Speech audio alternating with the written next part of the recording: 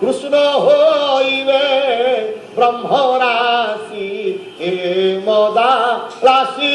हे कृष्ण को दियो कहीं ना कृष्ण होचंदी तुलसी प्रिय से तुलसी ठाकुर आए तुलसी दिए सती प्रिय हो जाती कहीं तुलसी माला को नहीं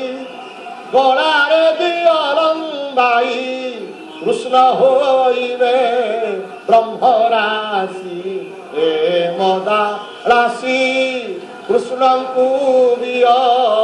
तू तुलसी हे मदा राशि ये संसारे जेते धन मुहे तुलसी समान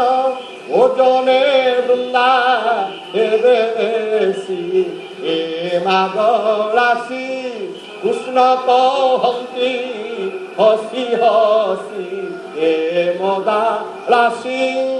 ये जेते देखु अपूर्व ठाकुर हलदिया रंग नील पोशाक पिंधि नील माधव नील रंग पोशाक पिंधि कुनी भक्त सेवकटे बसी प्रभु पाद तले पाद तले तो किए बसी पार से तो माँ से तो बापा से तो जगत कर्ता से जगत भर्ता जगत हंता जगत नियंता पालन करता मोहन करता जगत हत्ता पाद तले बसीगले पाद तले बसिया दरकार नहीं पाखरे बसीगले जगत पाखरे बसिया दरकार नहीं भक्त सब अपेक्षा कर